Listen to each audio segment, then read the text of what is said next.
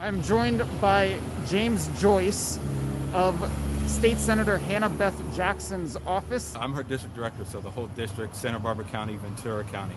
Did you come up today from Santa Barbara early this morning? I did. I came up this morning from Santa Barbara to kind of check out the scene, what was going on up here. We saw that there was a sister of ours in distress and having to deal with some issues that a young woman of her stature should not have to deal with in society, yet she is. And here we are in support of both Tianna and Elias.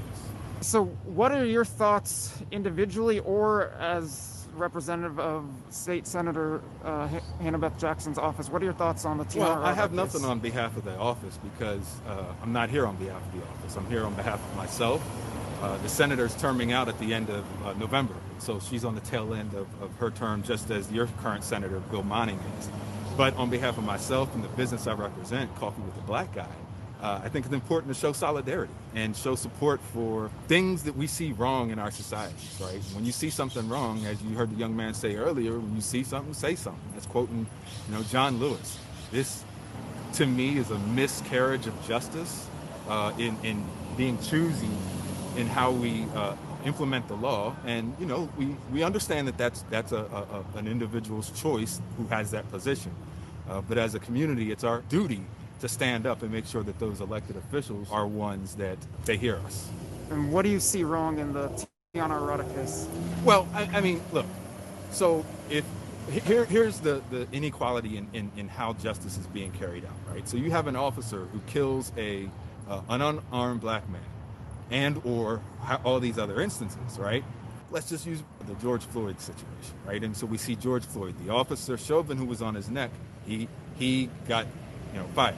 But we know that if I'm hanging out with my cousin and my cousin goes and does a crime and I'm just hanging out with my cousin, I'm going to be charged as an associate, right? Yet that doesn't uphold the same situation when we're dealing with law enforcement. And so I see what we're currently dealing here with Tianna and Elias is that they are being charged for the whole or actions of individuals of a whole, when the other side of the coin is not necessarily the same, right? So one action of this whole, and they're being charged with those actions. But in law enforcement, one misaction from a law enforcement officer and the other officers who are either there keeping the crowd at bay or other things, they're not considered to be associates to the crime. I think that's inequality and that's miscarriage of justice. Do you think that applies to Mr. Batista as well, if you're familiar with Batista's case? I'm not familiar with all the details, but yeah, anybody who's an organizer who's doing something on behalf of, we call this thing the Constitution, right? Freedom of speech. We go and bang the drum on all these things that the Constitution upholds, but I'm quick to remind that the Constitution was written by slave owners, and so I'm only going to take what they say with a grain of salt. So, bang on your Second Amendment all you want. What about the First Amendment? That a lot of people are discussing in the community here.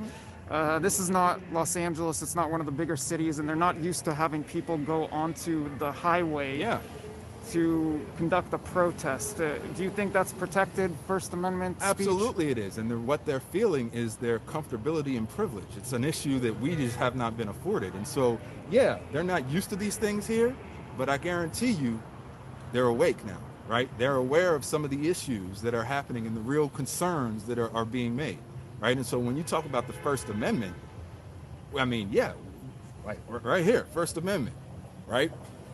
Gets past the censors, right?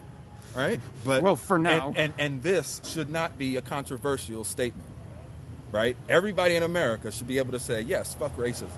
That's a base.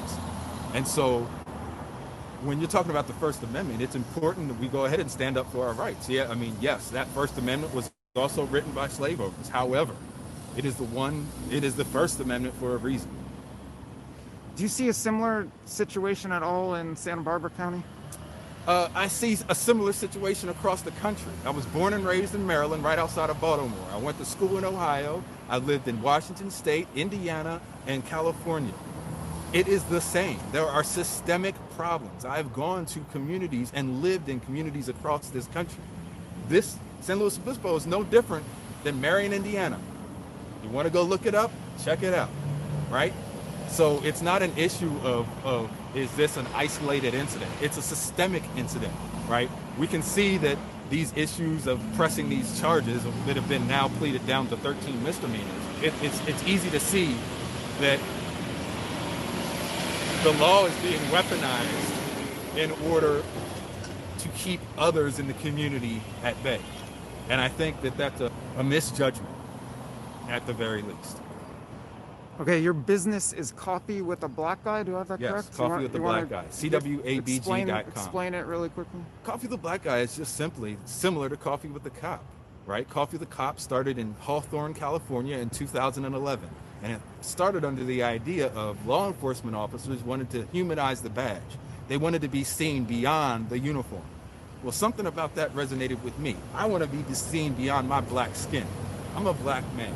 And when that stuff happens across the country, whether it's Trayvon Martin, George Floyd, or whoever it is, it hits a nerve a little different than if it was if you don't have black skin.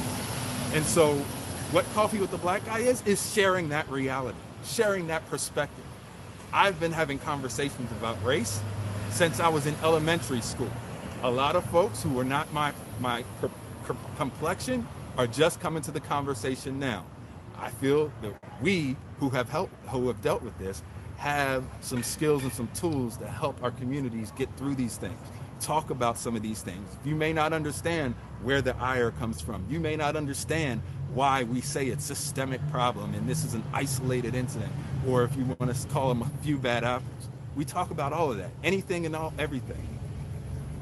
And one more time, your position with State Senator Beth Jackson's office? I'm Senator Hannah Beth Jackson's district director.